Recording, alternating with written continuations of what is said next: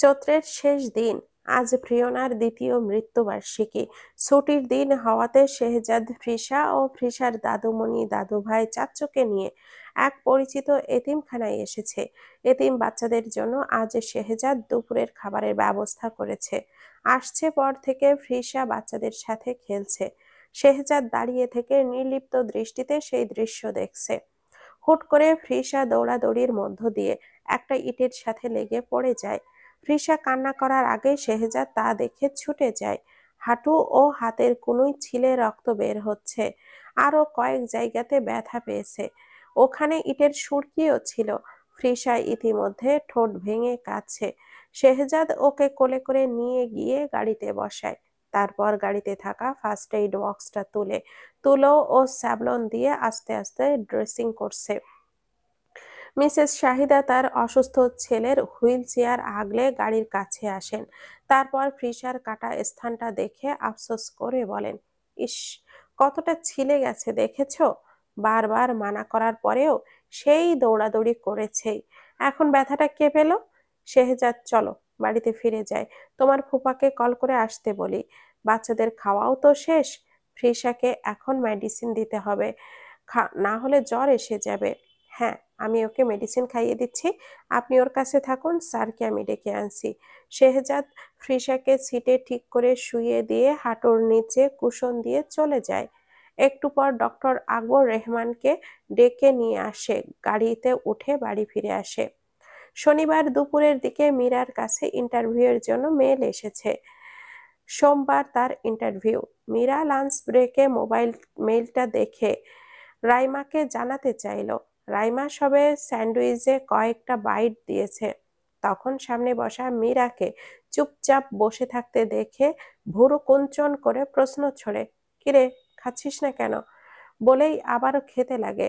মীরা ইতিউতি করে বলে, আসলে আমি কালকে ঢাকা যাব। রাইমার মুখের খাবার থাকায় সে ইশারায় কারণ জানতে চায়। জবাবে মীরা বলে, সোমবারে ইন্টারভিউ আছে। রাইমা চকিত চাইল। মুখের খাবারটা গিলে হড়বড়িয়ে শুধায়, ইন্টারভিউ মানে? কিসের? ভার্সিটিতে অ্যাপ্লাই করেছিলাম, ওরা ডেকেছে। কবে করলি? আমাকে তো বললি না। রাইমা উতালা হয়ে আছে, সেই সাথে তার অভিমান মিশ্রিত সুর। মীরা লম্বা নিঃশ্বাস ছেড়ে বলে, দেখ রাই, তুই তো জানিস সব। আব্বু আম্মু দেশে ফিরতে বলছে। ফোন করলেই বলে জিনিয়া পরশু রাতে জানালো একটা ভালো বি ক্যাটাগরির প্রাইভেট ইউনিভার্সিটির সার্কুলার ছেড়েছিল এবং ওই দিনই অ্যাপ্লাইয়ের লাস্ট ডেট ছিল। ও এক প্রকার জোর করেই অ্যাপ্লাই করিয়েছে। তাছাড়া আমিও তো ভালো অপশন খুঁজছিলাম। এটা ভালোই লাগলো। আমি এ ক্যাটাগরির প্রাইভেট ভার্সিটি থেকে পড়াশোনা করেছি। সেখানে সিজিপিএ 3.8 মানে অনেক ভালো রেজাল্ট। টিচার প্রফেশনটা ভেবেছিলাম যদিও বা কখনো জয়েন করি, তবে পিএইচডি করলে তারপর। এখন জিনিয়ার কথাই ভেবে দেখলাম মন্দ হয় না ব্যাপারটা। রাইমা হতাশার চিত্তে স্যান্ডউইচে কামড় দিয়ে বলে, ওকে, তবে চলে যাচ্ছিস? মীরা মলিন দৃষ্টিতে চাইল। রাইমা দৃষ্টি নিচু করে ফের বলে, অবশ্য যেতে তো একদিন হবেই। কতদিন আর একা অন্য দেশে পড়ে থাকবো? ইয়েস ইয়ার। এভাবে মুখ ভার করে থাকিস না। মীরার করুণ স্বরে রাইমা ছোট করে হেসে বলে, আমি তোর কারণে কষ্ট পাইনি তো, কিন্তু তোকে ছাড়া থাকতে হবে এটা ভেবে খারাপ লাগছে, কষ্ট হচ্ছে। অভ্যাস হয়ে গেছিস তুই। 3 বছর হতে চললো আমাদের ফ্রেন্ডশিপের। তোর মনে আছে প্রথম দিন? আমরা দুজন বাঙালি, বাকিরা আমাদের ভাষা ঠিকঠাক বোঝে না। অন্য কারো সাথে মন খুলে কথাও বলতে পারতাম না। তখন তোর সাথে নিজের ভাষাতে কথা বলে শান্তি পেতাম। তারপর থিওরির সব ক্লাস শেষ হওয়ার পর জাস্ট রিসার্চের সময় এই ছোট ছোট ফ্ল্যাটে চলে আসলাম।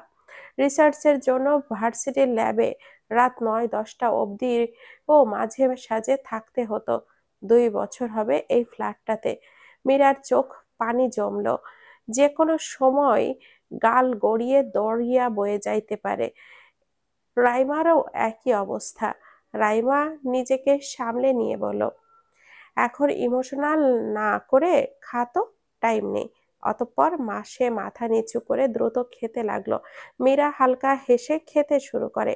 ইন্টারভিউ দিয়ে মীরা বের হলো। ইন্টারভিউ ভালোই হয়েছে। এটাতে টিকে গেলে আরেকটা ইন্টারভিউ হবে। 4-5 দিনের ছুটিতে এসেছে। ছুটি নিবে বলে রবিবারও সন্ধ্যা অবধি জব করে তারপর রাত 8টার ফ্লাইটে দেশে এসেছে। যদিও এসব আন্দাজ করে বলা, কালকে একবার ইউনিভার্সিটিতেও যেতে হবে।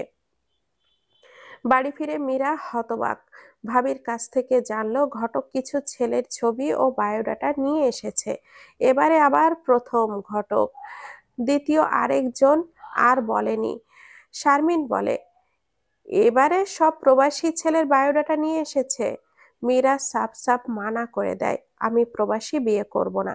আমি দেশে জবের জন্য ইন্টারভিউ দিতে এসেছি। দেশে জব করলে হাজবেন্ড প্রবাসে থাকবে, এটা কেমন? দ্বিতীয়বার যারা দেখতে এসেছিল ওদের তো আমাকে নিয়ে দুটো প্রবলেম ছিল। আমি জব করি আবার ইন্ডিয়াতে।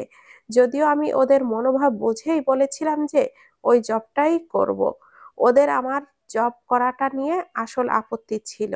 কিন্তু এখন আমি যখন পিএইচডি করব, তখন তো প্রবাসী কাউকে বিয়ে করলে সে আমার জন্য নিজের জব ছেড়ে সেই দেশে শিফট হবে না? আর প্রবাসীদের ফ্যামিলির বউকে চোখে চোখে রাখে, আবার হাজারটা রেস্ট্রিকশন। দেখবো যে আমাকে বাড়ি থেকেই বেরোতে দিবে না। নিধি ও শারমিন বিষয়টা ভাবলো। অতঃপর নিধি বলল, তুমি বাবাকে এখন কিছু বলো না, চুপচাপ থাকো। যেই কাজের জন্য এসেছো সেটা করো। শারমিনও হ্যাঁতে হ্যাঁ মিলিয়ে বলে, ঠিক তাই। তাছাড়া কয়েকদিন পর নতুন সেমিস্টারের ক্লাস শুরু হবে। তার আগেই সব ফাইনাল করতে হবে। তাই মনে হয় যদি সিলেক্ট হয় তবে দ্রুতই হবে। তুমিও সেই সব চিন্তা করো না, ফ্রেশ হয়ে আসো, তারপর খেয়ে নাও। দুপুর গড়িয়ে যাচ্ছে। হুম। মীরা নিজের ঘরে ফ্রেশ হতে চলে যায়। বিকালে মীরার বাবা মীরাকে ডেকে জানায়, আগামীকাল তোমাকে পাত্রপক্ষ দেখতে আসবে, তৈরি থেকো। মীরা খুব একটা গুরুত্ব না দিয়েই বলে, আসুক, আমি কাল একবার ভার্সিটিতে যাব, কাজ আছে। রফিক তালুকদার পাল্টা কিছু বলবেন তার আগেই মীরা সেখান থেকে চলে আসে। আসর ও মাগরিবের নামাজ পড়ে একটু ঘুমাবে। শেহজাদ আজ ফ্রিশার ক্লাস শেষে স্কুল থেকে সরাসরি ভার্সিটিতে নিয়ে এসেছে, কারণ মিসেস শাহিদা ওনার ছেলে সাদীপকে নিয়ে হসপিটালে যাবেন। আর ফ্রিশা তো একা বাড়িতে থাকতে পারবে না, তাই নিয়ে এসেছে। এখানে এসে ফ্রিশা বেশ খুশি। কিছুটা সময় তার বেশ আনন্দেই কেটেছে। বাড়ি ফেরার সময় ফ্রিশা তার দাদা ভাইকে বলে, দাদা ভাই, আমি কিন্তু কালকেও আসবো। শেহজাদ সামনে ড্রাইভ করতে করতে প্রশ্ন ছড়ে, কেন? আজ তোমার দাদুমণি ছিল না বলেই নিয়ে এসেছি। কালকে তো তিনি তোমাকে আনতে যাবেন। ডক্টর আকবর বলেন, আহ শেহজাদ আসুক না, আমি ড্রাইভারকে বলে ওকে আনিয়ে নিব। আজকে ও তো কত আনন্দ করেছে। কি দরকার? ফুপিমণি বাসায় একা থাকবেন। তাছাড়া ওর হোমওয়ার্ক গুলো বাকি থেকে যাবে। আজকেও তো করেনি, থাকুক। কালকে ও আগে আমার কাছে বসে হোমওয়ার্ক করবে, তারপর খেলবে। পরে কিন্তু প্রতিদিন আসতে জেদ করবে। ফ্রিসা দ্রুত জবাব দেয়, করব না, প্রমিস, প্লিজ বাবা, জাস্ট ফর টুমরো। শেহজাদ হতাশার নিঃশ্বাস ছেড়ে বলে, ওকে। বাড়ি ফিরে আগে হোমওয়ার্ক শেষ করবে। ফ্রিসা খুশি হয়ে আনন্দের ধ্বনি করে ওঠে, তার দাদাভাইকে জড়িয়ে ধরে। শেহজাদ লুকিং মিররে তা দেখে হালকা হাসে। মীরা ভার্সিটিতে এসেছে কিছু পেপার ওয়ার্ক করতে। চেয়ারপারসনের রুমে বাহিরে ফ্রিসাকে দেখে কিছুটা অবাক হয়।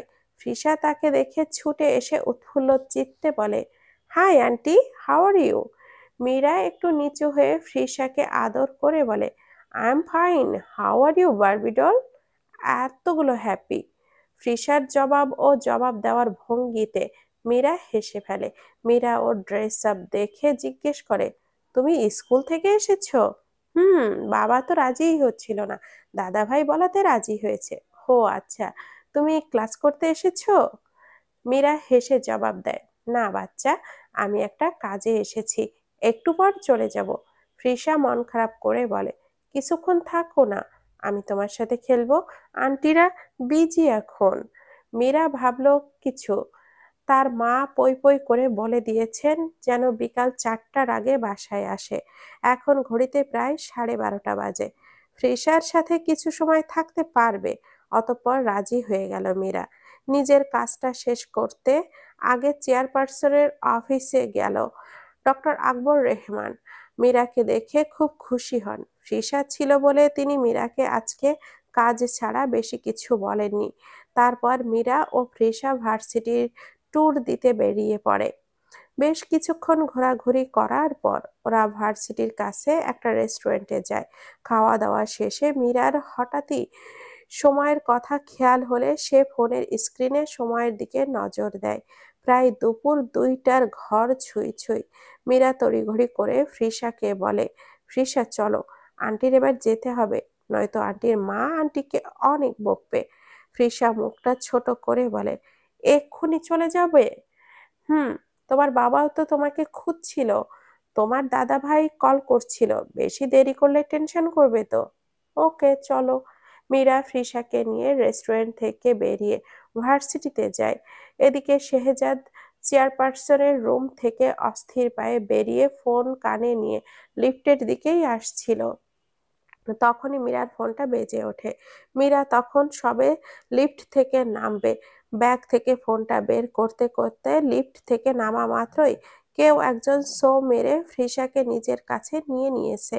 মীরা চকিত তাকালে শেহজাদকে দেখে স্বস্তি পায়, কিন্তু শেহজাদের চোখ মুখ মোটেও স্বাভাবিক না।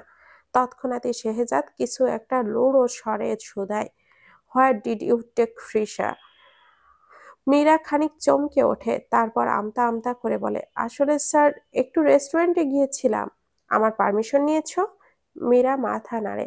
শেহজাদ একই স্বরে আবারও প্রশ্ন ছুড়ে, তাহলে? এবার ফ্রিসা উত্তর দেয়, তার বাবা যে তার আন্টির ওপরে রাগ করছে তা সে বুঝতে পেরেছে, তাই বলে, আমি আন্টিকে বলেছিলাম আই ওয়াজ হাংরি বাবা, প্লিজ বাবা ডোন্ট বি আংরি। শেহজাদ নিভল, চোখ বন্ধ করে লম্বা একটা শ্বাস নিয়ে ফের চোখ মেলে বলে, okay thank you Mira, I will handle her. Mira জোরপূর্বক সৌজন্য হাসে। তারপর ফ্রিসা আদর করে বাই বলে চলে আসে। বাড়ি ফিরতে ফিরতে 4টা বেজে গেছে। কলিং বেল চেপে অপেক্ষা করতে থাকে মীরা। ঘড়িতে এখন 4টা বেজে 19 মিনিট। জ্যামে বড্ড ফেঁসে গিয়েছিল। মেট্রোর কাছে সেই সেই সাথে রাস্তা মেরামতের জন্য জ্যাম। দরজা খুলল মীরার মা মিসেস মলি জাহান। মীরা লক্ষ্য করলো তার মায়ের চেহারার হাবভাব সুবিধার না। মীরা শুধালো, কি হয়েছে মা? মলি জাহান কোনো জবাব না দিয়ে ভেতরে চলে গেলেন। মীরা ভেতরে এসে ড্রয়িং রুমে উকি দিয়ে দেখলো তার বাবা কপালে হাত দিয়ে বসে আছেন। মীরা ঘরে ঢুকে যেতে নিলে রফিক তালুকদার ডাকেন। মীরা দাঁড়ালে তিনি মেয়ের দিকে না তাকিয়ে বলেন, তোমার বিয়ে এবার তুমি নিজে ঠিক করো। তুমি নিজে যেমন ছেলে পছন্দ করবে, আমি এবং আমরা তাতেই রাজি। ছেলে যদি আগে বিয়েও হয়ে থাকে তাতেও কোনো বাধা দিব না। মীরা কোনো উত্তর না করে সেখান থেকে সরে আসে। নিজের ঘরে গিয়ে স্বস্তির নিঃশ্বাস ফেলে। বিছানায় গা এলিয়েছে মাত্রই তখনই হঠাৎই দরজায় ধুমধাম শব্দে কপাল কুঁচকে বিরক্তিতে উঠে বসে। দরজা খুলতেই নিজের গালে সপাটে একটা চড় পড়ার অনুভূতি হলো তার। আচমকা কাণ্ডে বিস্ময়ে হতবাক হয়ে গালে হাত দিয়ে সামনে দাঁড়ানো নিজের মায়ের পানে বিরতিহীনভাবে চেয়ে রইল। মিসেস মলি জাহান ক্রুদ্ধ কণ্ঠে কাঁপতে কাঁপতে বলেন, তোর যদি পছন্দ থেকেই থাকে তবে আমাদের এত অপমান কেন করলি? নিজের নিচু মন মানসিকতার কথা বাহিরের মানুষকে বললি কেন? আমরা কি তোর ওপর কোনো কিছু জোর করে চাপিয়েছি? তুই বলেছিস তোর কোনো পছন্দ নাই, তাই আমরা ছেলে দেখেছি। মানুষের বয়স কি বসে থাকে? বাসায় অবিবাহিত বিবাহযোগ্য মেয়ে থাকলে আশেপাশের মানুষ কি খুব বেশি ভালো বলে? মীরার নেত্রযুগল ভারী হলো, উপচে উঠছে জলরাশি, মনে হচ্ছে সাগরে জোয়ার এসেছে। ঝাপসা দৃষ্টিতে মায়ের পেছনে দুই ভাবিকে দাঁড়িয়ে থাকতে দেখল। তারা ইশারায় কিছু বলছে, কিন্তু মীরা বুঝতে পারছে না তার মা যে কি না। তার গালে থাপ্পড় দেওয়া তো দূরের কথা, একটা নির্দিষ্ট বয়সের পর হাত তুললেও নি কখনো। সেই মা আজ তাকে মীরাকে চুপ থাকতে দেখে মিসেস মলি জাহান ফের অশ্রুসিক্ত নয়নে চেয়ে বাজখাই গলায় শুধালেন, কে সেই লোক যাকে তুই? সিহ, আমার বলতেও বাচ্ছে। আমার মেয়ে এমন করতে পারে? আমার কল্পনাতেও আসছে না। ওই ঘটক আজকে রাদীপ ও তার বউকে নিয়ে এখানে এসেছিল। রাদীপের বউ নিজের মুখে বলেছে তুই নাকি ওকে ব্ল্যাকমেল করে এইসব করিয়েছিস। তোর এক বিবাহিত লোকের সাথে সম্পর্ক আছে, এটা তুই নিজে রাদীপকে বলেছিস। এইসব কিছু ওরা আজকে পাত্রপক্ষের সম্মুখে বলেছে। তুই একটা মেয়ের সংসার ভাঙছিস। রাদীপ তো নিজের ওপরে আনা মিথ্যা আরোপ পরিবারের কথা চিন্তা করে মেনে নিয়েছে, কিন্তু আমাদের মান সম্মানের কি হবে ভেবেছিস একবারও? মীরা কিছু বলার মতো ভাষা খুঁজে পাচ্ছে না। এত কিছু হলো কিভাবে হলো কিছুই তার মস্তিষ্ক নিতে পারছে না। মীরা ধপ করে বিছানায় বসলো। মীরার মা কাঁদতে কাঁদতে হাঁপাচ্ছেন। শারমিন এগিয়ে এসে জোর করে শাশুড়িকে সেখান থেকে নিয়ে যায়। নিধি মীরার ঘরে এসে দরজা লাগিয়ে কিছুক্ষণ আগের সব কাহিনী খুলে বলে। সব শুনে মীরা তার ভাবিকে জড়িয়ে ধরে কাঁদতে কাঁদতে বলে, বিশ্বাস করো ভাবি, আমার সাথে এখনো পর্যন্ত কারোর সম্পর্ক নেই। তোমরা তো বর্ণর কথা জানতে, বর্ণর পর আমি কারোর সাথে কোনো সম্পর্কে যাইনি। আর সংসার ভাঙা, আমি ওই রকম মেয়েই না। হ্যাঁ, সেদিন আমি রাদীপকে রাগের মাথায় বলে ফেলেছিলাম যে আমি ওকে বিয়ে না করে যদি এক বিপত্নিক ও এক বাচ্চার বাবাকেও বিয়ে করি তাও ভালো, কিন্তু সে যে আমার কথার এই অর্থ বের করবে, সেটা রাঙিয়ে বিশ্রী ভাবে প্রেজেন্ট করবে, আমি স্বপ্নেও কল্পনা করিনি। নিধি হতাশার নিঃশ্বাস ছেড়ে বলে, কি বলবো বলো, রাদীপ যে তোমার উপরে প্রতিশোধ নেওয়ার জন্য এই খেল খেললো সেটা তো আমি ও বড় ভাবি বুঝতেই পেরেছি। ওরা আমাদেরকে যা নয় তাই বলে গেল। নিজের ছেলে মেয়েদের সম্পর্কে এইসব কথা শুনলে কোনো বাবা মাই ঠিক থাকতে পারে বলো? তাই বলে আমাকে এরকমটা ভেবে নিবে? ওনারা ওনাদের মেয়েকে চেনে না? ওনাদের মেয়ে কারোর সংসার ভাঙার মতো মেয়ে এইটা ভাবলো? তাহলে তো আমি বর্ণর সংসারই ভাঙতে পারতাম। আমি কি পারতাম না বর্ণর স্ত্রীকে বলতে বর্ণ আমাকে চিট করেছে সেটা? আমি কি করেছি? তুমি শান্ত হও। আমি তোমার ভাইকে বলেছি, ভাবিও বড় ভাইয়াকে বলবেন। রাতে বাবা মাকে বোঝাবে সবাই। কেঁদো না তুমি। নিধি নিজে মীরার চোখ মুছিয়ে দেয়। কিছুক্ষণ বুকে আগলে রেখে একা থাকতে দিয়ে চলে যায়। মীরা দরজা লাগিয়ে বারান্দায় গিয়ে ফ্লোরে বসে। যান্ত্রিক শহরে মন বোঝার মানুষের অভাব হলেও ভুল বোঝার মানুষের অভাব হয় না। মীরা কিছু সময় পশ্চিম আকাশ পানে কাতর নয়নে চেয়ে থাকে। তার দৃষ্টিতে একরাশ অভিমানে ভরপুর। আকাশের দিকে চেয়ে থাকলে নিজেকে হালকা লাগে। তারপর উঠে গিয়ে অজু করে এসে নামাজে বসে। রাস্তায় রাদীপকে বেশ অনেকটা উৎফুল্লিত দেখে হতাশ হয় জলি। আজ রাদীপের হুমকিতে বাধ্য হয়ে মিথ্যা কথা বলতে হয়েছে তাকে। তাদের বিয়ের 2 সপ্তাহ পেরোলেও রাদীপ তাকে আগের মতো ভালোবাসে না। ভালোবাসা পেতে আজ সে একটা মেয়ের নামে মিথ্যা বলে আসলো। তার খারাপ লাগছে, কিন্তু কি করবে, অনেক ভালোবাসে যে। জুলি ভাবতে থাকে আমরা যাকে সবচেয়ে বেশি ভালোবাসি আঘাতটা সেখান থেকেই পাই। এই তবে ভালোবাসা? জুলি সিটে মাথা এলিয়ে নির্নিমেষ জানালা দিয়ে বাহিরে চেয়ে থাকে। রাদীপ ফুরফুরে মনে বসে কানে হেডফোন গুঁজে গান শুনছে। মীরা তাকে যা অপমান করেছে সব কাঠ কড়াই গন্ডায় শোধ করে দিয়ে এসেছে। মীরা তাকে তার পরিবারের কাছে খারাপ বানিয়েছে। সে মীরাকে পরিবার ও বাহিরের মানুষের সামনে খারাপ বানিয়ে দিয়ে এসেছে। এখন সে নিজেকে জয়ী ভাবছে। 2 দিন যাবৎ মীরা ঘর থেকে বের হয় না। কখনো শারমিন বা কখনো নিধি এসে ওর খাবার ঘরে দিয়ে যায়। আজ ইন্টারভিউ আছে, তাই সবকিছু একসাথে নিয়ে বের হলো। শারমিন তা দেখে প্রশ্ন করে, ইন্টারভিউ দিয়ে বাড়িতে আসবে না? না ভাবি, ওখান থেকে চলে যাব। কি বলো, তোমার ফ্লাইট তো সন্ধ্যায়, এত সময় কি করবে? যাই করি সময় কেটে যাবে, আসি ভাবি। এবার নিধি আটকাতে চাইলে মিসেস মলি জাহান কঠিন স্বরে বলেন, শারমিন, নিধি যে যেতে চাচ্ছে তাকে আটকানোর প্রয়োজন নেই, যেতে দাও। নিধি কিছু বলতে নিবে তখনই মীরা মলিন হেসে ইশারায় মানা করে, অতঃপর বেরিয়ে পড়ে। সেমিস্টার ব্রেকে শেহজাদ ও ফ্রিসা আকবর ও তার স্ত্রী ছেলেকে নিয়ে আমেরিকায় গিয়েছেন। ডক্টর উদ্দেশ্য আকবরের ছেলে আবিরকে ডাক্তার দেখানো। ওনারা জানেন যে আবির কখনো স্বাভাবিক হবে না, কিন্তু তাও চেষ্টা করে যাচ্ছেন। এর মধ্যে একটু হালকা ঘোরাফেরাও হয়ে যাবে। ফ্রিসা তার বাবার সাথে নানা ভাই ও মায়ের দাদুর কবর দেখতে এসেছে। এখানকার কবরগুলোতে সব প্লাস সাইন দেওয়া।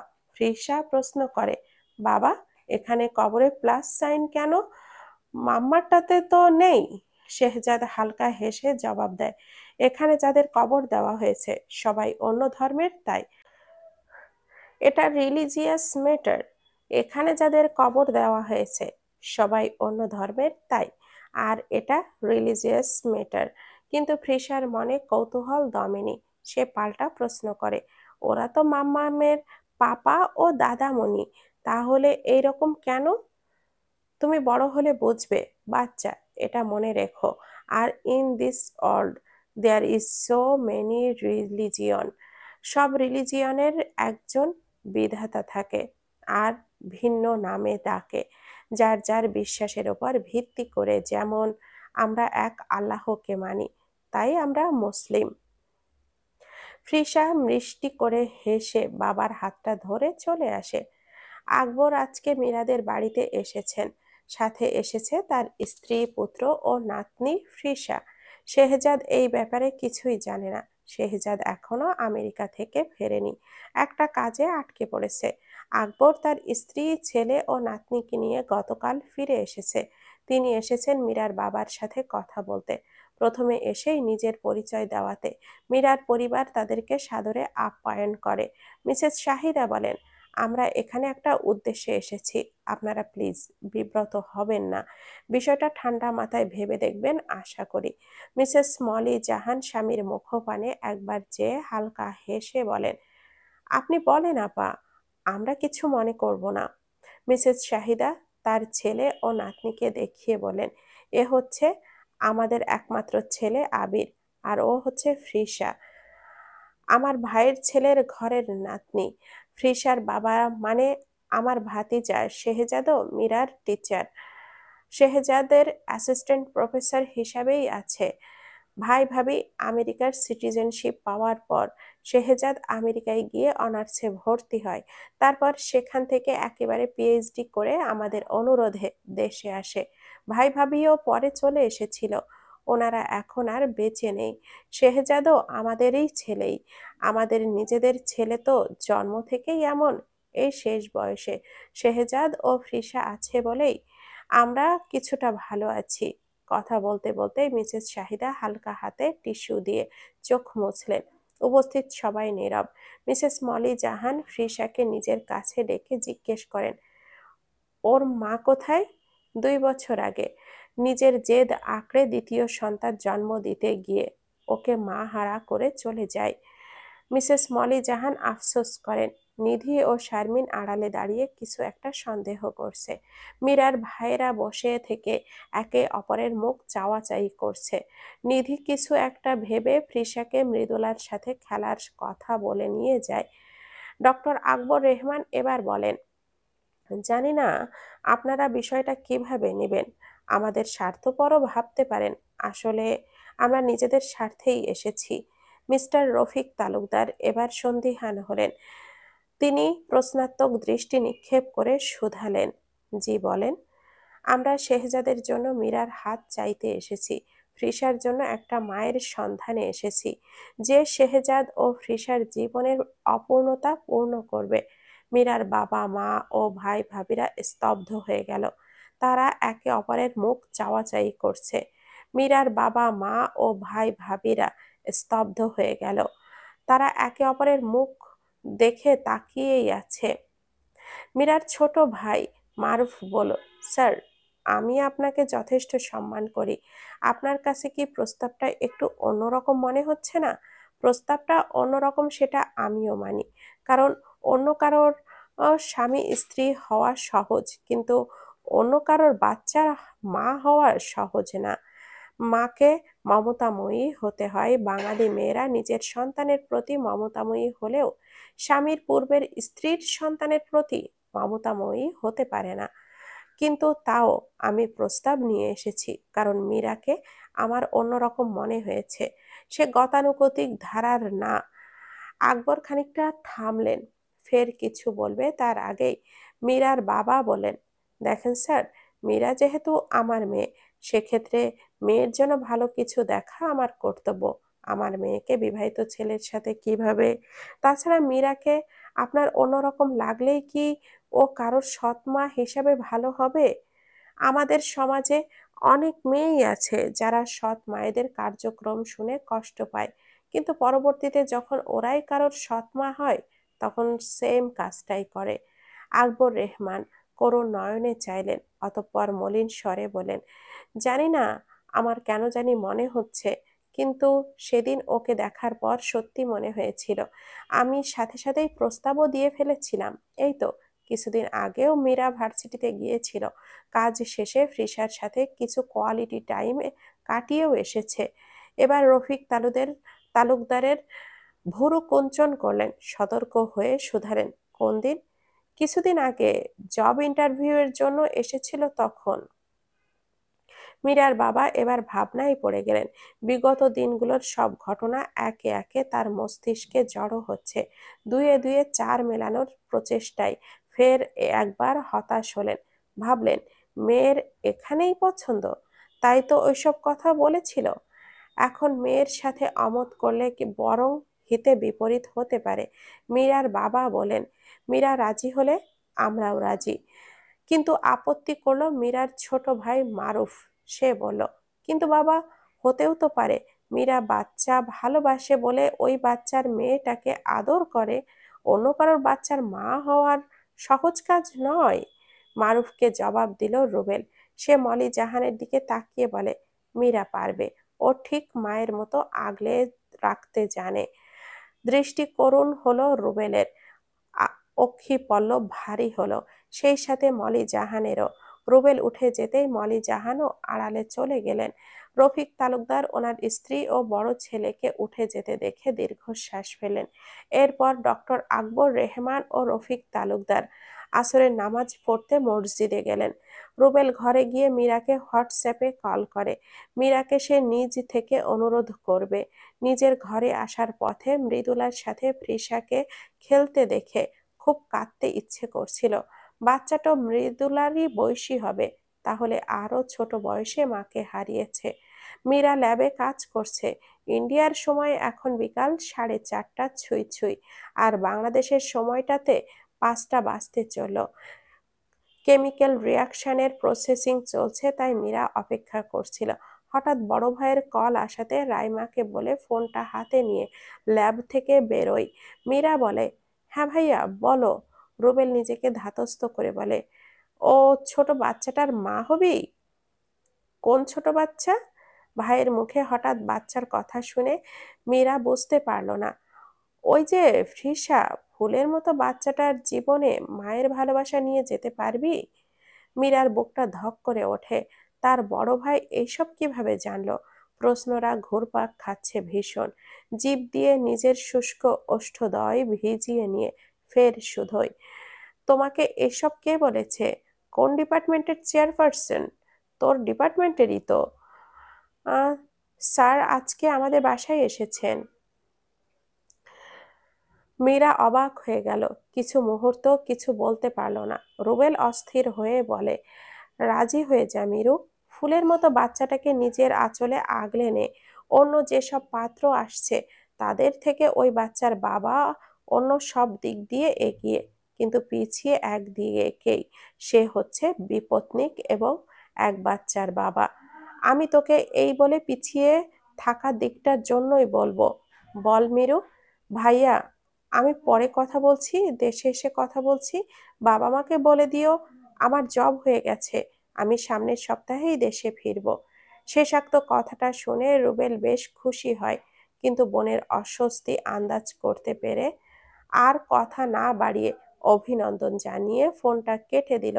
তারপর বাড়ির সবাইকে খবরটা জানাতে যায়। ফোন ডিসকানেক্ট হওয়ার পর মীরা কি করবে বুঝতে পারছে না। একবার মনে হচ্ছে হ্যাঁ বলে দিক, ফের পরেক্ষণেই মনে হচ্ছে শেহজাদ স্যার কি ভাববেন। অস্বস্তিতে পড়ে যাচ্ছে নিমিষেই।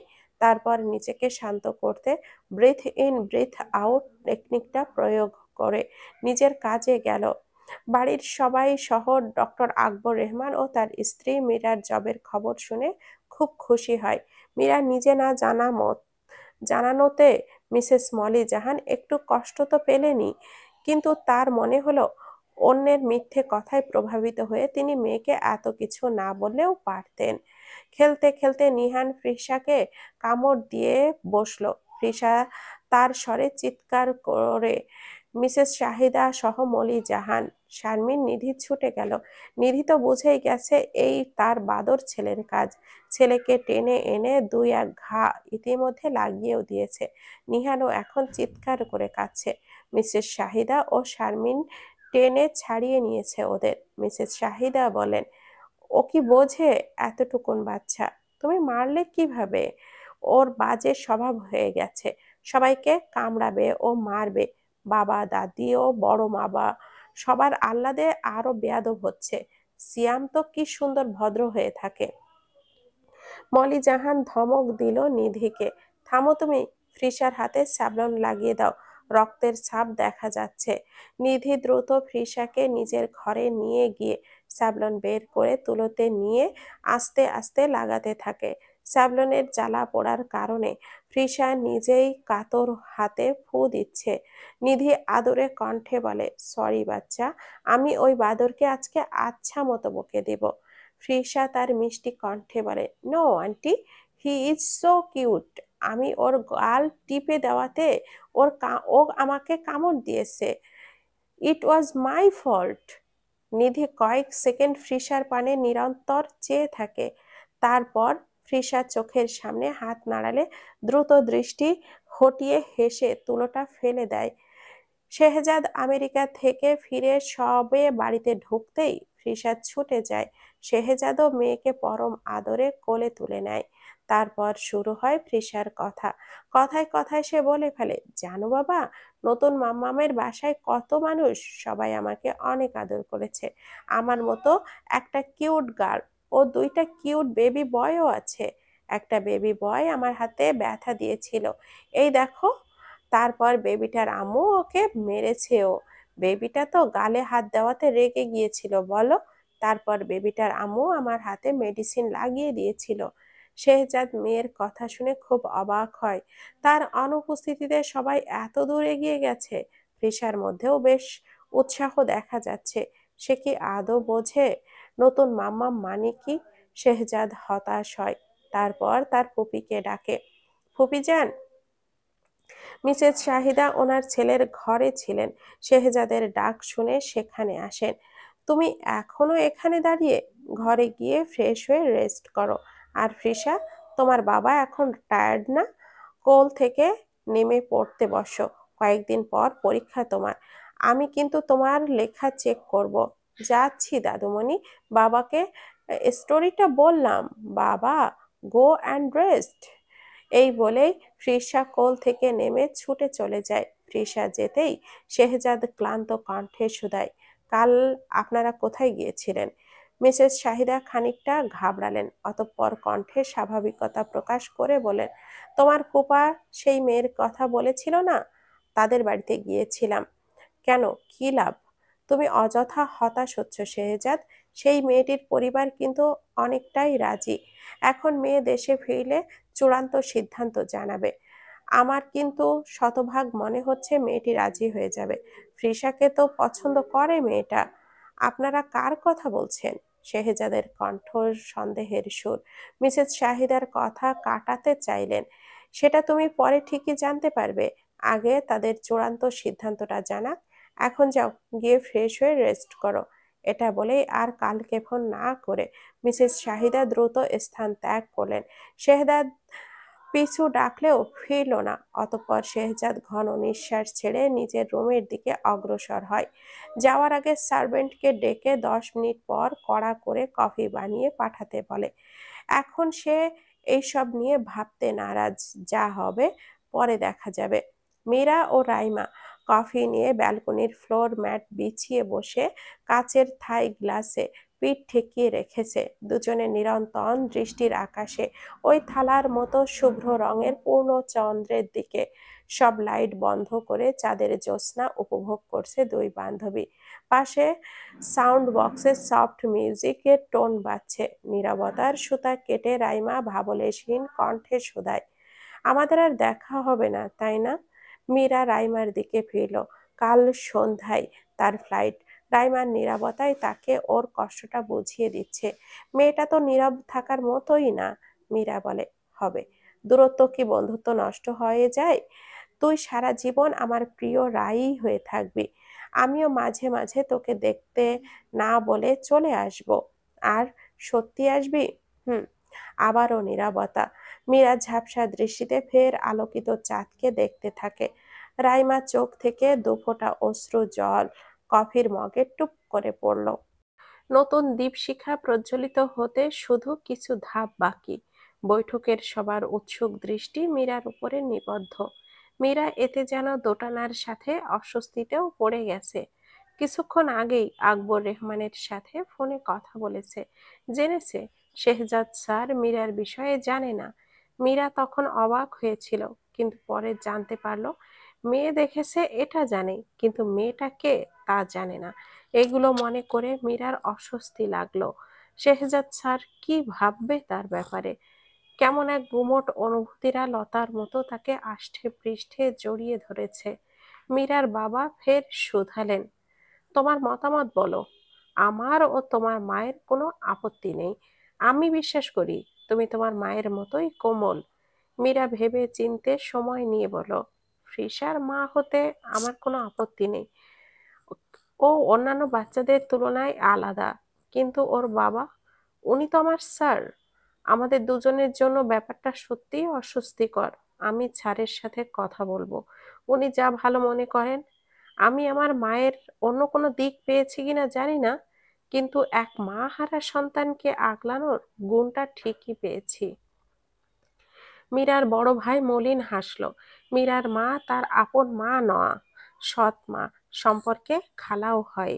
রুবেলের যখন 3 বছর বয়স, তখন তার জন্মদাত্রী মায়ের আচমকা স্ট্রোকে মৃত্যু হয়েছিল। তারপর কিছুদিন পর তার নানা নানি নিজেদের নাতিদের কথা ভেবে তাদের ছোট মেয়ের সাথে বড় মেয়ের স্বামীর আবারও বিয়ে দেন। মলি জাহান রুবেলকে কখনো নিজের ছেলের চেয়ে কম মনে করেননি। মলি জাহান মীরার পাশে এসে বসলেন। তারপর মাথায় হাত রেখে স্নেহের স্বরে বললেন, অন্যান্য বাবা মায়েরা কখনো চান না তাদের আদরের মেয়েকে বাচ্চা আছে এমন লোকের সাথে বিয়ে দিতে, কিন্তু আমরা এখন চাইছি। তোর বড় ভাই তো ভার্সিটিতে গিয়ে তোর ডিপার্টমেন্টের কিছু স্টুডেন্টদের থেকে কৌশলে খবরও নিয়ে এসেছে। তোর স্যার অনেক ভালো মনের মানুষ। তুই বিয়ে করতে রাজি না হলে হয়তো ওনারা অন্য কোথাও খুঁজবে, কিন্তু যদি সেই অন্য মেয়ে ফ্রিসাকে ভালোবাসতে না পারে? আমার তোর ওপরে ভরসা আছে। কেন জানি বাচ্চাটাকে প্রথম দেখাই খুব মায়া কাজ করছিল। ভেবেছিলাম হয়তো মায়ের আদরে বাচ্চাটা এতটা মায়াবী, এত সুন্দর, এত মিষ্টি। কিন্তু যখন মিসেস শাহিদা বললেন ওর মা নেই, বুকটা ভীষণ ভার হয়ে গিয়েছিল। মীরা অপলক তার মায়ের মুখের আদলে চেয়ে আছে। তার খারাপও লাগছে, কারণ মাঝে সে এই মায়ের বাবার ওপরে খুব অভিমান করেছিল। মীরা বুঝতে পারে ওনাদের দিক দিয়ে ওনারা ঠিক। ভুল যদি কেউ হয়, সেটা যারা ক্ষতি করতে চায় এবং পরিস্থিতি। মীরা হুট করেই মৃদু হেসে মাকে জড়িয়ে ধরে। তারপর বলে, I am lucky to have you guys. Rubel ও মারুফ তাদের মায়ের পাশে এসে দাঁড়িয়ে পাশ থেকে আগলে নেয়। রফিক তালুকদার পাশ ফিরে কনিষ্ঠ আঙ্গুলির দ্বারা নেত্রকোণের জমে থাকা জলবিন্দুদেরকে মুছে নেয়। শারমিন ও নিধি একে অপরের দিকে চেয়ে মুচকি হাসে। শেহজাদ একটা রেস্টুরেন্টে বসে আছে। বিকেল 4:30 পর্যন্ত ক্লাস নিয়ে সে বেরিয়েছিল। এখন ঘড়িতে 5:20 বাজে। বসে বসে সে বারবার হাত ঘড়িতে সময় দেখছে। তার হাবভাবে দেখে মনে হচ্ছে যেন সে ঘন্টা যাবৎ কারোর জন্য অস্থির হয়ে অপেক্ষা করছে, কিন্তু বাস্তবে কিন্তু তা না। মিনিট 10 হয়েছে এসেছে। বাহিরে তুমুল বৃষ্টি। গাড়ি থেকে নামতেই সে খানিক ভিজেছে, এখন এসির বাতাসে টেনেও গেছে। তার অস্থিরতার কারণ হচ্ছে যার সাথে দেখা করতে এসেছে সে। আর শেহজাদের অস্থিরতা দেখে ওয়েটার দ্বিতীয় দফায় আসলো। স্যার, কিছু অর্ডার করবেন? চা আর কফি? শেহজাদ ভাবলো, তারপর বলল, ইয়া, 1 cup strong coffee with less sugar. Waiter order নিয়ে চলে যায়। শেহজাদ ফের দরজার দিকে এবং ঘড়ির দিকে দেখছে, ফোনটাও চেক করছে। এদিকে মীরা অনেকটা সময় উবারের জন্য অপেক্ষা করে আর একটু আগে উবারে উঠেছে। বৃষ্টির কারণে রাস্তায় জ্যাম। বৈশাখ মাসে তেমন একটা বৃষ্টি না হলেও 2 দিন যাবৎ হচ্ছে। গতকাল খুব অল্প হয়েছিল। আজও দুপুর অবধি আকাশ রোদে ঝলমল করছিল। হুট করেই বৃষ্টি নামলো। লাগাতার আধা ঘন্টা যাবৎ বৃষ্টি হচ্ছে। জামা ও পায়জামার নিচের অংশ একটু ভেজা। গুগল ম্যাপে দেখলো আজ 5 মিনিট লাগবে গন্তব্যে পৌঁছাতে। আজ তার ভার্সিটির ক্লাস নেওয়ার 3য় দিন ছিল। নতুন নতুন চাকরির পরিবেশ। আবার যাচ্ছেও নিজের ইউনিভার্সিটির টিচারের সাথে দেখা করতে। অস্বস্তির পারদ সর্বোচ্চ স্থানে পৌঁছে গেছে। মীরা দেখলো জ্যাম ছুটেছে, আর 5 মিনিটেই পৌঁছে যাবে। সেখানে গিয়ে কি বলবে? মনে মনে তারই হিসাব কষে নিচ্ছে। শেহজাদ কফি শেষ করে ওয়েটারকে ডেকে কফির বিলটা দিয়ে দিল। কারোর জন্য অপেক্ষা করার মধ্যে কিছু খেয়েছে তা না বোঝানোই ভালো। মীরা রেস্টুরেন্টের কাচের দরজা খুলে ঢুকলো, হন্তদন্ত হয়ে ঢোকার কারণে। দরজার সাথে চেয়ারের সাথে পায়ের কনিষ্ঠ আঙ্গুলে লেগে গিয়েছে। চোখ মুখ খিচে কয়েক সেকেন্ড দাঁড়ালো, তারপর ব্যথাতুর নিঃশ্বাস নিয়ে সামনে অগ্রসর হলো। শেহজাদ চেয়ারের শব্দেই সেই দিকে তাকিয়েছিল। তারপর মীরা এদিকে আসতেই টেবিলের দিকে নজর ফেরালো। মীরা এসেই প্রথমে সালাম দেয়। শেহজাদও সালামের উত্তর দিয়ে জোরপূর্বক হাসে। দুজনেই ওর ওষ্ঠ কোণে কৃত্রিম হাসি। মীরা বলল, এক্সট্রিমলি সরি স্যার, হঠাৎ বৃষ্টি, তারপর জ্যামে আটকা পড়েই লেট হয়ে গেছে। It's okay. কফি? হ্যাঁ, কফি নিবে? মীরা প্রথমে বুঝতে পারেনি। যখন বুঝলো সে বোকার মতো প্রশ্ন করছে, তখন ভীষণ লজ্জিত হলো। কিন্তু তার কফি পান করতে ইচ্ছে করছে না। ভার্সিটিতে সকাল থেকে 3 কাপ কফি অলরেডি খেয়ে ফেলেছে। তাই ইতস্ত করে বলল, চা হলে ভালো হতো, কফিও চলবে। শেহজাদ ওয়েটারকে ডেকে 2 কাপ চা, সাথে চিকেন কর্ন স্যুপ ও চিকেন মাশরুম সালাদ অর্ডার করলো। মীরা কোলের ওপরে 2 হাত চেপে বসে আছে। এতক্ষণ যা প্র্যাকটিস করেছিল এখন সব ভুলে গেছে। শেহজাদ মীরাকে দেখে বুঝলো মীরা অস্বস্তিতে আছে। নিজেই শুধালো, স্যার, ও ফুপিজান আমাকে সব বলেছে। আমি নিজেও বিয়েটা করতে চাইনি। ইভেন আমি তোমার ব্যাপারে 3 ডেজ হলো জেনেছি। রিসেন্টলি ফ্রিসাকে প্রতি মাসে রুটিন চেক আপ করানোর পর ভার্সিটির এক সাইকোলজিস্টের কনসাল্টও করেছি। ওনারা সাজেশনে বেসিক্যালি আমি বিয়েতে মত দিয়েছি। বাট স্যার যে তোমাকে চুজ করেছে জানতাম না। স্যার বলল ফ্রিসা তোমাকে নাকি অনেক পছন্দ করেছে। ফ্রিসাও বলেছে, but how have choice if you want then. Meera নিজের শুষ্ক ঠোঁটজোড়া জিহ্বার সাহায্যে অতি সন্তর্পণে ভিজিয়ে মৃদু কণ্ঠে বলল, আমার অন্য কোথাও চয়েস নেই। ফ্রিসাকে আমার ফ্যামিলিও পছন্দ করেছে। আমার ফ্যামিলির এতে সায় আছে। শেহজাদ ঘাড় নাড়ালো। ততক্ষণে ওদের অর্ডারকৃত খাবার চলে এসেছে। চাটা পরে আসবে।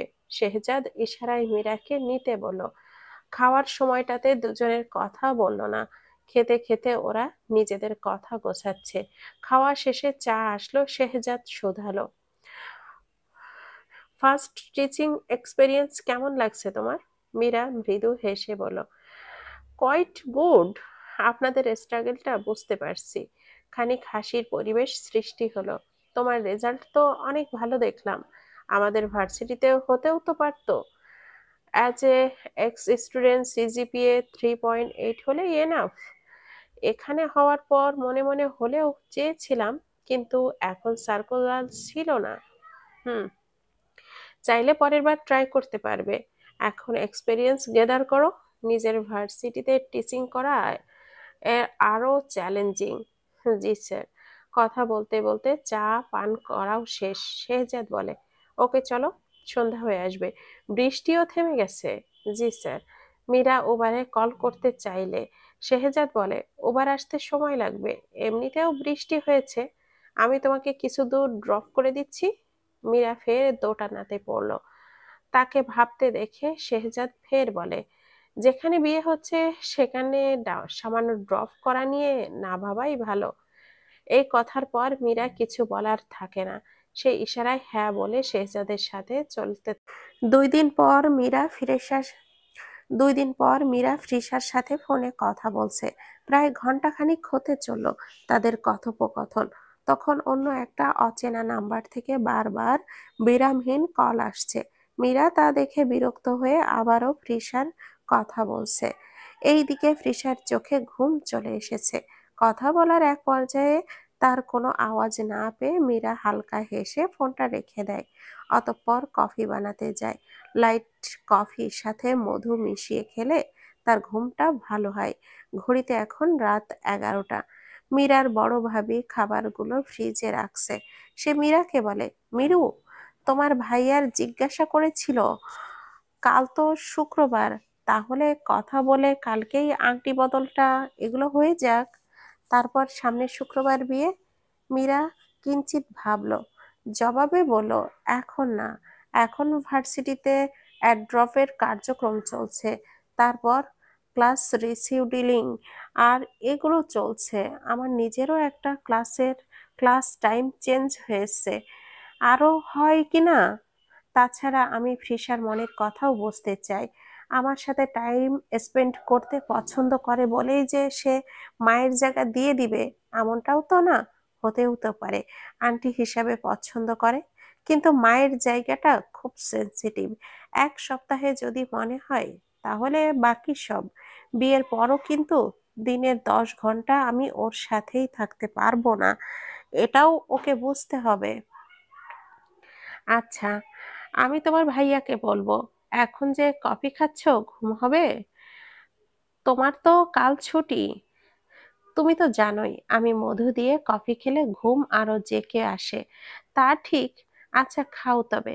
সিয়ামও এখনো ঘুমাচ্ছে, তোমার ভাইয়ের সাথে জেগে জেগে ফোন দেখছে।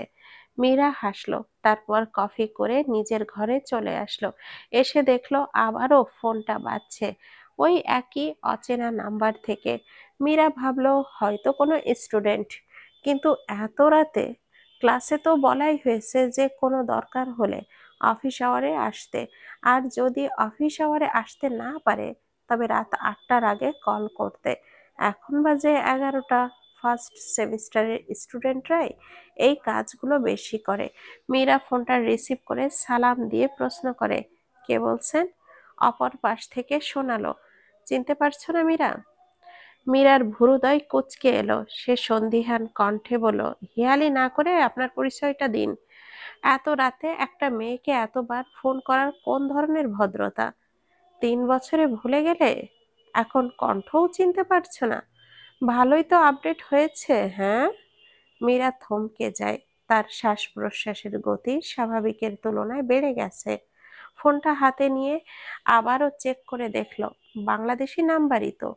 তবে সে বাংলাদেশে এসেছে?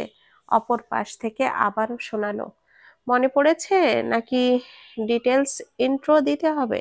তুমি চাইলে দিতেও পারি মিরু। চোখ বন্ধ করে 2বার বড় করে শ্বাস নিয়ে ফের নিঃশ্বাস ছেড়ে কঠোর কণ্ঠে শুধালো, হঠাৎ আমাকে মনে পড়লো ভাইয়া?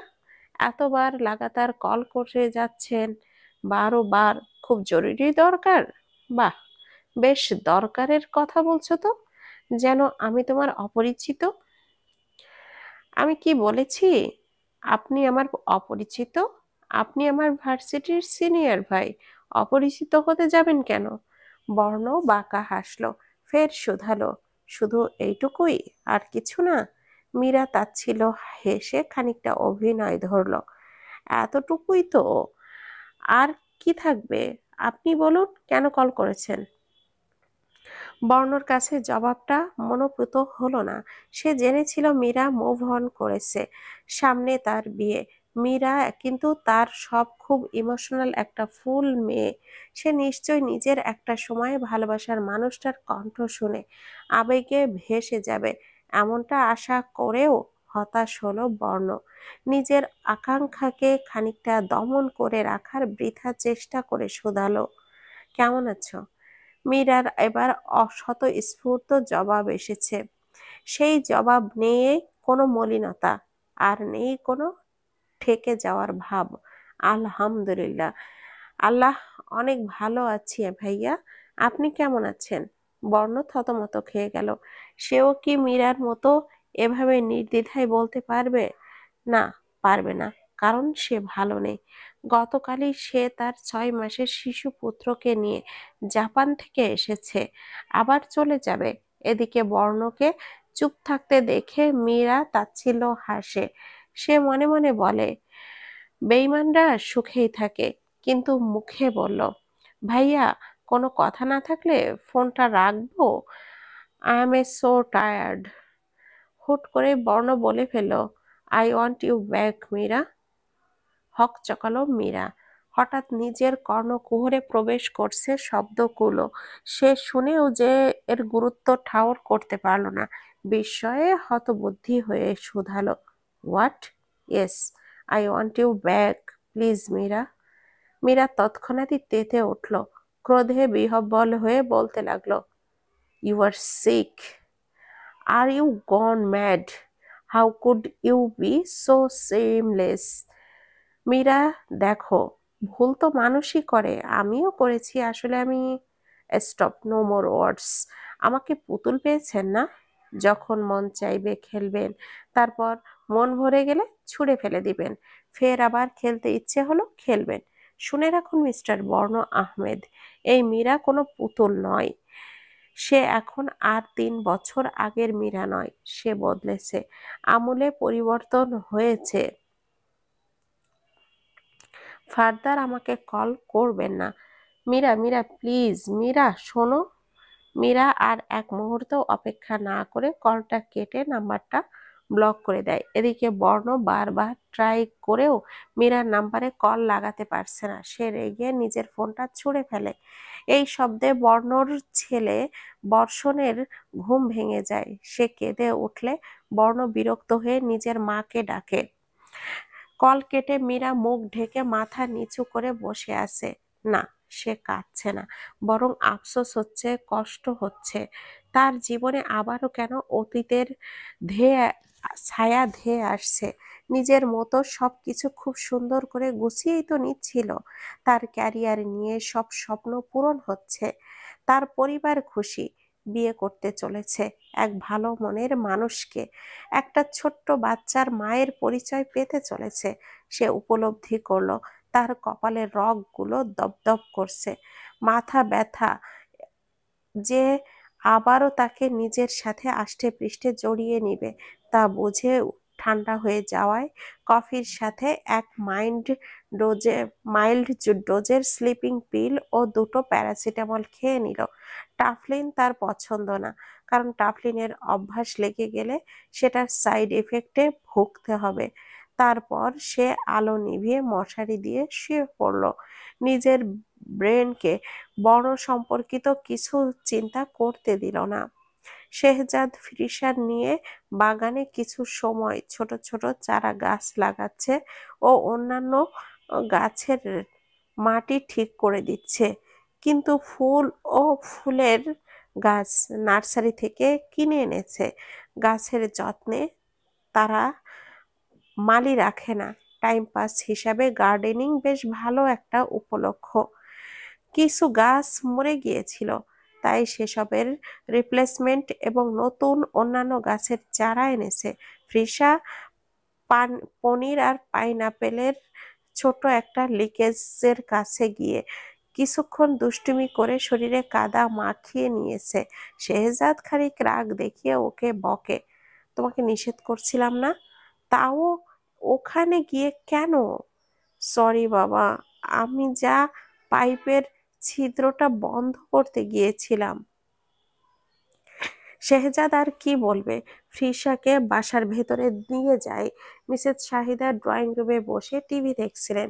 ফ্রিসার অবস্থা দেখে তিনিও রাগ করেন। অতঃপর ওকে ড্রেসটা চেঞ্জ করতে ওয়াশরুমে পাঠিয়ে দিলেন। সার্ভেন্টকে ডেকে বলেন ফ্রিসার নোংরা করা কাপড়গুলো পরিষ্কার করে দিতে। শেহজাদ নিজের ঘরের দিকে যেতে নিলে মিসেস শাহিদা ডাক দিলেন, শেহজাদ মীরার ফ্যামিলির জানানো এঙ্গেজমেন্টের ব্যাপারটা সামনের শুক্রবারে করতে। আজ বা কালকের কথা বলাতে মীরা নাকি ভার্সিটির কাজের জন্য পিছিয়েছে। ঠিক আছে, সমস্যা নেই, বাকিটা আপনারা বুঝে নিন। শেহজাদও ফ্রেশ হতে চলল। বেলা 12টা বেজে গেছে, নামাজে যেতে হবে। সারাদিন মীরা ফোনে ফ্লাইট মোড দিয়ে রেখেছিল।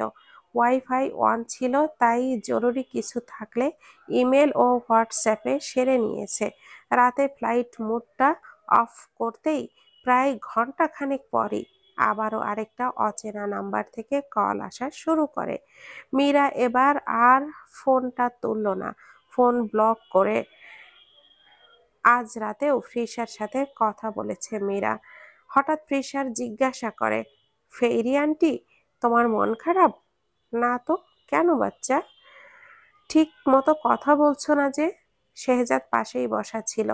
মেয়ে তো তার ফোন দিয়েই কথা বলছে। সে বলল, ফ্রিসা, তুমি এখন ঘুমাতে যাও, কাল আবার কথা বলো। আন্টিরও মেবি ঘুম পাচ্ছে। ফ্রিসা তার বাবার কথা শুনে মীরাকে জিজ্ঞেস করে, তোমার ঘুম পাচ্ছে ফেরি আন্টি? মীরা কি বলবে না বলবে ভেবে শেহজাদের সাথে হ্যাঁ মিলালো।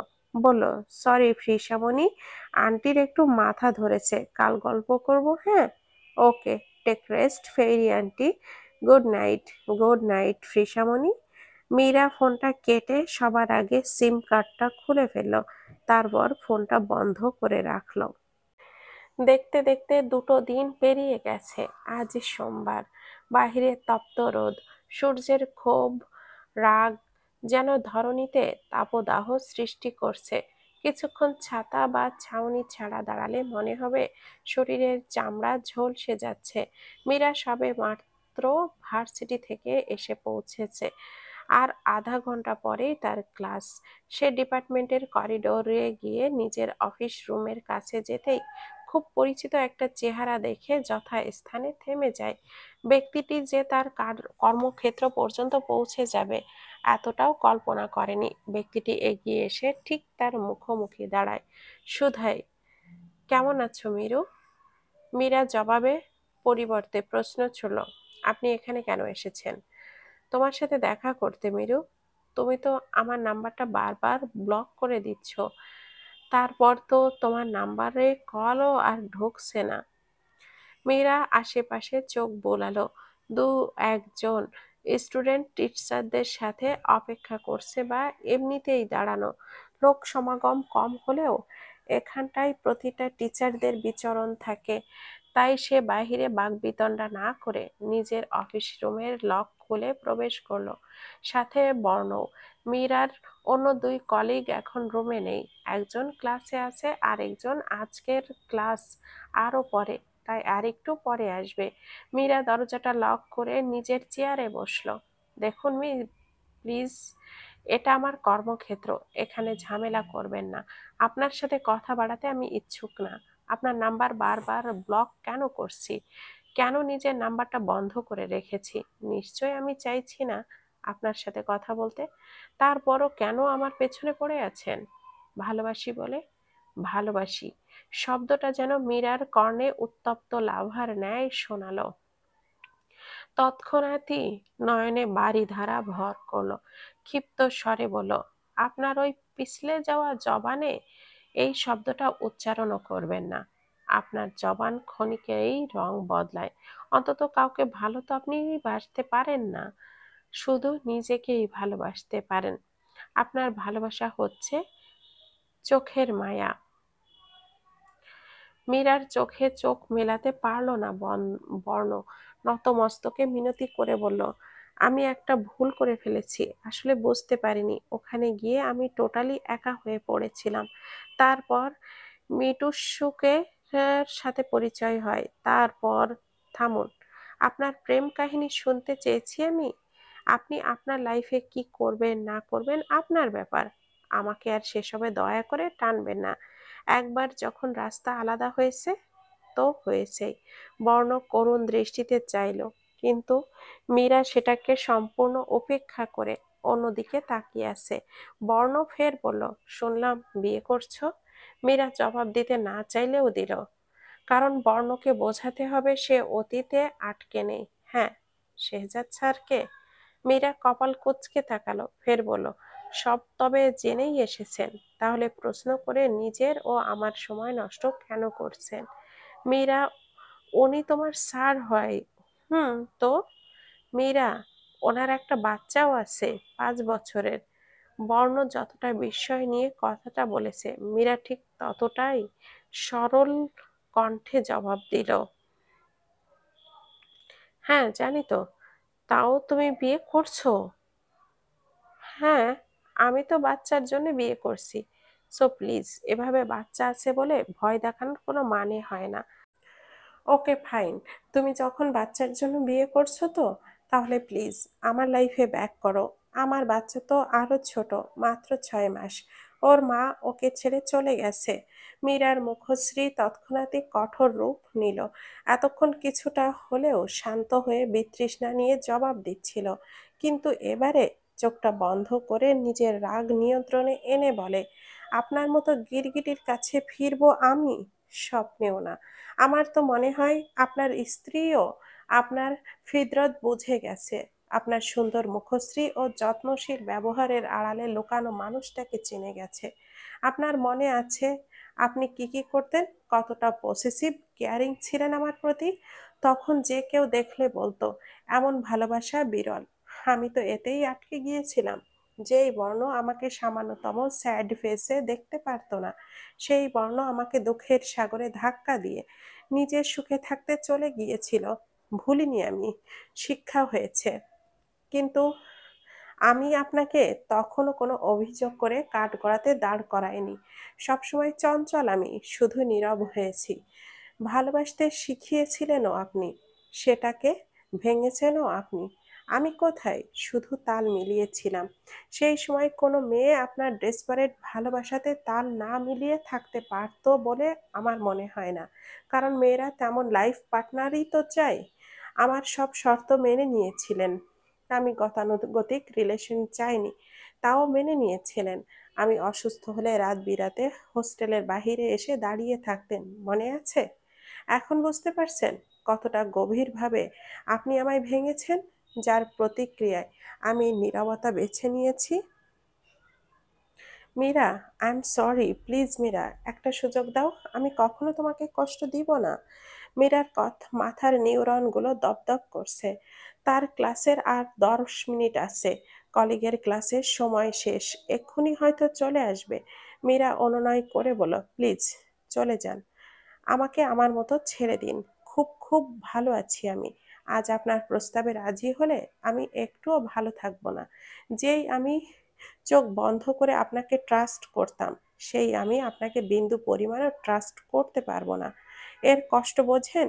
আমি হাত জোর করে অনুরোধ করছি, আপনার জন্য দোয়া করব যেন সত্যি সত্যি কাউকে মৃত্যু পর্যন্ত আগলে রাখার মতো ভালোবাসতে পারেন, এবং তার থেকেও তেমন অপা- অপার ভালোবাসা পান। আর সেই কেউটা আমি নই, বর্ণ। বর্ণ এক দৃষ্টিতে মীরার পানে চেয়ে থেকে শান্ত কণ্ঠে বলে, একটা রিকোয়েস্ট রাখবে? বলুন। একটা গান গাও না, শুধু একবার, লাস্ট বার। আমি চলে যাব, আর আসবো না। মীরা কয়েক সেকেন্ড নিরুত্তর চেয়ে থেকে একটা গানের কলি ধরল, কেন মেঘ আসে হৃদয় আকাশে, কেন মেঘ আসে হৃদয় আকাশে, তোমারে দেখিতে দেয় না মোহ মেঘে, তোমারে দেখিতে দেয় না মোহ মেঘে, তোমারে অন্ধকার করে রাখে, তোমারে দেখিতে দেয় না। গাইলাম, এবার প্লিজ আমার কলিগ চলে আসবে। বর্ণ উঠে দাঁড়ালো, মলিন হেসে বলল, ভালো থেকো মিরু। আমার মতো ভাঙতে তোমার জীবনে কেউ না আসুক। মীরা মুচকি হাসল। বর্ণও দরজা খুলে বেরোবে তখনই মীরার কলিগ কনক ম্যাম রুমে প্রবেশ করলেন। অফিস রুমে অপরিচিত পুরুষকে দেখে মীরাকে প্রশ্ন করলেন, মীরা, উনি কে? মীরা ততক্ষণে নিজেকে স্বাভাবিক করে নিয়েছে। কৃত্রিম হেসে বলে, আমার ভার্সিটির সিনিয়র ভাই। আমরা সেম ফ্যাকাল্টির আন্ডারে রিসার্চ করেছি। ভাইয়া কয়েকদিন আগে জাপান থেকে ছুটিতে এসেছেন। ওখানে পিএইচডি করছেন তো। যখন শুনলেন আমি এখানে জয়েন করেছি তখন দেখা করতে আসলেন। ও আচ্ছা, পিএইচডি করে কি দেশে ফিরবেন? বর্ণ কৃত্রিম হেসে প্রত্যুত্তর করে, এখনো শিওর না, দেখি জীবন কোথায় নিয়ে যায়। বেস্ট অফ লাক, ভালো থাকবেন। বর্ণ এরপর সৌজন্য দেখিয়ে চলে যায়। মীরাও নিজের ক্লাসে যাওয়ার জন্য সব গুছিয়ে নেয়। মাথা ব্যথার দ্রুত কার্যকর একটা টাফলিং খেয়ে নিল। অতঃপর ক্লাসের উদ্দেশ্যে বেরিয়ে যায়। শেহজাদ নিজের অফিস রুমে বসে পিসিতে কিছু কাজ করছে। হঠাৎই হোয়াটসঅ্যাপে মেসেজ আসে। মেসেজের টোনটা বেজে উঠলে হাতের কাজটা শেষ করে চেক করে। অপরিচিত নাম্বার থেকে মেসেজ, সেখানে কিছু স্ক্রিনশট, কারোর কথোপকথনের স্ক্রিনশট। শেহজাদ খুলে দেখল। ফোনটা সাইলেন্ট করে ক্লাসের জন্য চলে গেল। ক্লাস থেকে ফিরে শেহজাদ ফোনটা চেক করে দেখল ওই একই নাম্বার থেকে কিছু মেসেজ ও মেসেজগুলোতে নিজেকে শুভাকাঙ্ক্ষী বলে সম্বোধিত। খানিকক্ষণ কৌতূহলের বশেই শেহজাদ স্ক্রিনশটগুলো চেক করলো। চেক করে বুঝলো মীরার সাথে কারোর কনভারসেশন। এতে করে মীরার চরিত্রে দাগ লাগবে এমন কিছু। শেহজাদ সবগুলো পড়লো, অতঃপর কিঞ্চিত ভেবে সবগুলো ছবি মীরাকে ফরওয়ার্ড করে দিল। মীরাও তখন ক্লাস ব্রেকে লাঞ্চ বক্স বের করছে সবে। রুমে তার কলিগ কনক ম্যাম নেন, ওনার এখন ক্লাস। আরেক কলিগ সাবিয়া ম্যাম আছেন। মীরা সাবিয়া ম্যামের সাথে টুকটাক কথা ও হাসি বিনিময় করে বক্সটা খুলছে, খাবে, তখনই মোবাইলের টুং করে শব্দ। স্ক্রিনে শেহজাদের মেসেজ ভেসে উঠতেই দেখে কিঞ্চিত চিন্তিত হয়ে, শেহজাদ স্যার তো তাকে মেসেজ করে না, রাতের বেলা শুধু প্রিশার সাথে কথা বলার জন্য কল করে। মীরা বক্সটা বন্ধ করে মেসেজটা আগে দেখে। সবগুলো স্ক্রিনশট দেখে তার চক্ষু চড়ক গাছ, কারণ মেসেজগুলোর 60% এডিটেড। আর এইসব রাদীবের সাথে মেসেজিং। মীরা বিহ্বল দৃষ্টিতে ফোনের স্ক্রিনের পানে নিরুত্তর চেয়ে রইল। সাবিহা ফোনে একটা নিউজ দেখে মীরাকে মৃদু স্বরে ডেকেও সাড়া না পেয়ে উঠে আসে। সাবিহা মীরার কাঁধে হাত রাখলে মীরা চমকে ওঠে। আকস্মিক মীরাকে হকচকিয়ে উঠতে দেখে সাবিহা সন্দিহান হয়ে শুধায়, কি হলো? হোয়ার আর ইউ স্কোয়াড? মীরা দ্রুত নিজেকে সামলে নিয়ে বলে, নাথিং, আমি একটু বাহির থেকে আসছি। খাবে না? তুমি খেয়ে নাও, আমার একটা ইম্পর্টেন্ট কল করতে হবে। ওকে। মীরা রুম থেকে বেরিয়ে লিফটে উঠল। অতঃপর অতঃপর ছাদে গেল। সেখানে গিয়ে খানিকক্ষণ ফাঁকা জায়গা দেখে দাঁড়িয়ে শেহজাদকে কল লাগায়। শেহজাদও ফ্রি ছিল। সে রিসিভ করতেই মীরা সালাম দিয়ে বিরামহীন বলতে লাগলো, দেখুন স্যার, ওইসব মেসেজিং স্ক্রিনশট সব এডিটেড। আমার নর্মাল কথাবার্তাকে কিভাবে এডিট করেছে। Yes, I agree. রাদিম নামের লোকটার সাথে আমার পরিচয় ছিল, এমনকি কথাও হতো, লেট নাইট কথাও হতো। সে নিজেই কল করত, নিজেই নক করত। আমি বাধ্য হয়ে কথা বলতাম, কারণ তার সাথে আমার বিয়ে ঠিক হয়েছিল। কিন্তু সে আমার মেসেজগুলোকে যেভাবে এডিট করেছে সেসব কিছুই না। আপনি চাইলে নিজে আমার হোয়াটসঅ্যাপটা চেক করতে পারেন। শেহজাদ চেয়ারে হেলান দিয়ে বসে হালকা হাসে। মীরার অস্থিরতা সম্পর্কে তার ধারণা আছে। নিজের সম্পর্কে মিথ্যা কিছু জানতে পারলে সে অস্থির হয়। আরো অনেক কিছুতেই সে অস্থির হয়। শেহজাদ বলে, রিল্যাক্স, আজ দেখা করে সব ক্লিয়ার করা যাবে। হাইপার হওয়ার কিছুই নেই। মীরা চোখটা বন্ধ করে অস্বস্তিকর নিঃশ্বাস ত্যাগ করে। তারপর আকাশের পানে চেয়ে বলে, থ্যাংক ইউ স্যার। আর কোথায় দেখা করব? ওয়েলকাম, ভার্সিটির শেষে সেদিনকার সেম রেস্টুরেন্টে। Okay sir. মীরা কলটা কেটে ছাদে কিছুক্ষণ দাঁড়িয়ে থেকে রাদীবের মেসেজগুলো দেখে, তাচ্ছিল্য হাসলো। এই রাদীব তার পেছনে আঠার মতো পড়েছে তো পড়েছেই। রেস্টুরেন্টে মুখোমুখি বসে আছে শেহজাদ ও মীরা।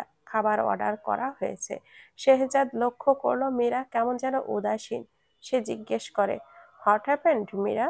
মীরা পূর্ণ দৃষ্টিতে তাকালো। তার সামনে বসে থাকা ব্যক্তিটিকে নিগাড় দৃষ্টিতে অবলোকন করে ভাবতে লাগলো, এই লোকটা তাকে বিশ্বাস করেছে, তার মুখের কথাতেই মেনে নিয়েছে। একটা সম্পর্ক বিশ্বাসী মূল ভিত্তি। পরক্ষণেই তার মনে পড়লো বর্ণও তো তাকে বিশ্বাস করত, এবং বিশ্বাসটাই তো বর্ণ নিজেই ভেঙেছে। এসব মনে পড়তেই দীর্ঘশ্বাস ছাড়লো মীরা। তারপর বলল, আপনি নিজে আমার হোয়াটসঅ্যাপটা চেক করে দেখুন। It's not needed Meera, I trust you. নিজের অজান্তেই ঈষৎ কেঁপে উঠল মীরা।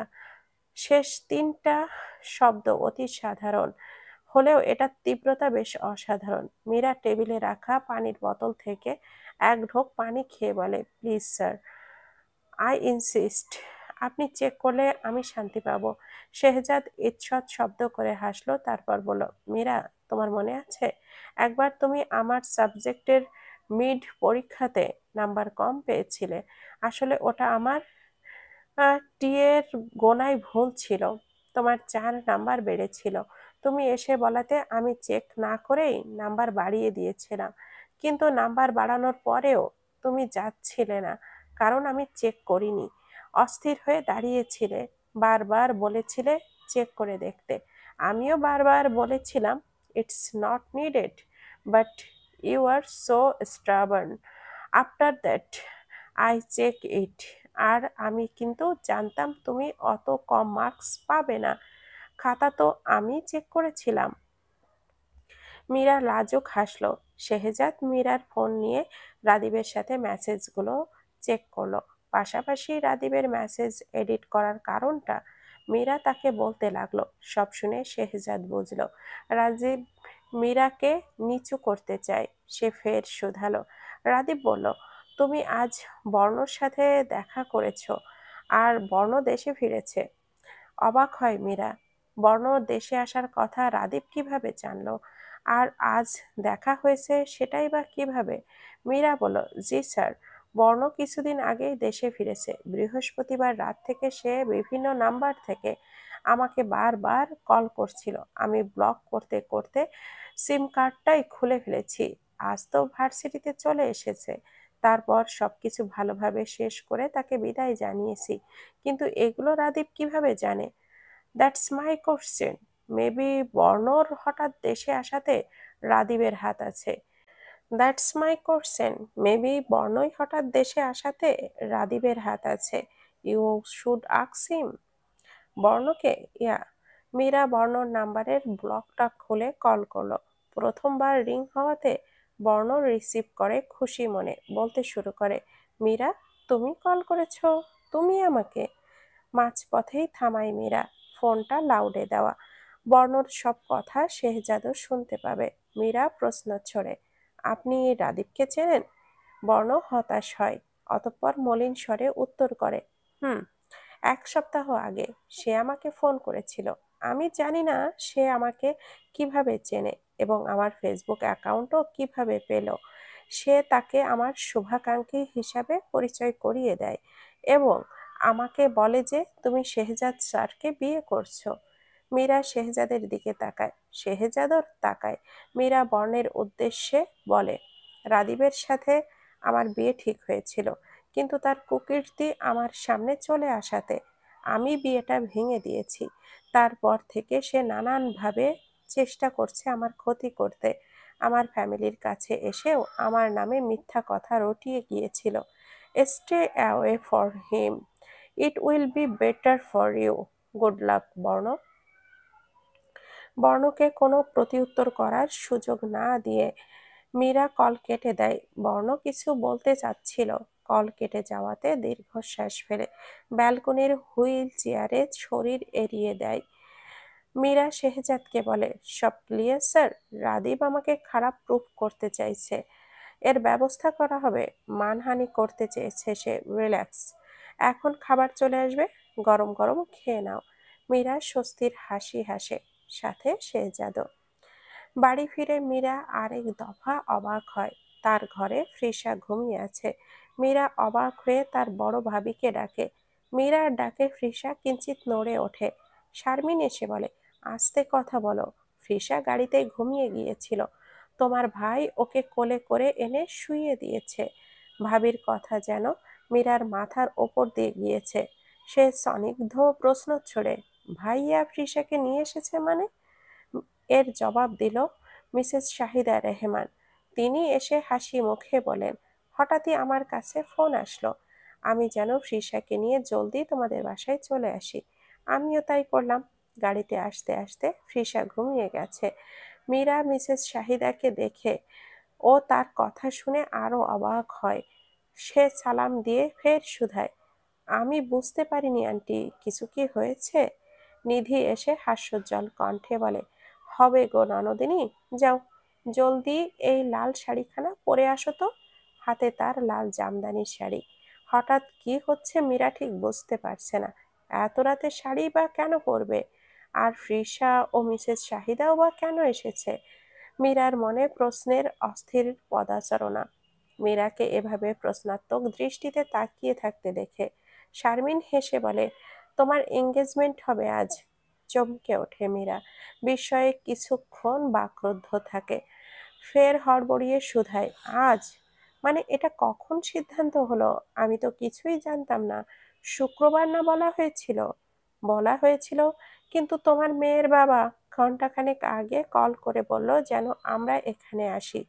সে ও তার ফুপা একসাথে আসবে। মিসেস শাহিদার কথাগুলো মিলাতে না পারল না। ঘন্টাখানেক আগেও তো ফ্রিসার বাবা মানে শেহজাদ স্যার তাকে ওভার ডেকে উঠিয়ে দিল, বলেছিল আজ কাজ আছে বলে এগিয়ে দিতে পারছে না। তাহলে এখন এইসব সে কি শুনছে? ধীরে বিছানায় বসলো সে। পাশ ফিরে ঘুমন্ত ফ্রিসাকে দেখলো। তার বিছানায় এক পরীর বাচ্চা আদুরে ভঙ্গিতে ঘুমিয়ে আছে। মীরা পলকহীন বাচ্চাটার দিকে চেয়ে থাকলো। আচমকা তার মস্তিষ্ক তাকে জানান দিল, মিসেস শাহিদা শেহজাদকে তোমার মেয়ের বাবা বলে সম্বোধন করেছে। তৎক্ষণাৎই তার লোমকূপ পর্যন্ত কেঁপে উঠল। হৃদয় যন্ত্র যেন স্বাভাবিকের তুলনায় কিছুটা বেশি পাম্প করছে। দ্রুত নিজেকে সামলাতে উঠে গিয়ে বেডসাইড টেবিলে রাখা পানির বোতলটা নিয়ে পানি পান করে। মীরার এই অস্থির অবস্থা দেখে মিসেস শাহিদা, শারমিন, নিধি মুচকি হাসছে। পেছনে সদ্য আসা মীরার মা মিসেস মলি জাহান নিজ ওড়নাটায় কোণ দিয়ে খুশি মিশ্রিত অশ্রু জল মুছছেন। সবাইকে অনেক অনেক ধন্যবাদ এতক্ষণ ধরে সাথে থাকার জন্য। গল্পটি অনেক অনেক অনেক সুন্দর। প্লিজ সাথেই থাকবেন পরবর্তী অংশ দেখার জন্য। ভালো থাকবেন, সুস্থ থাকবেন। আল্লাহ হাফেজ।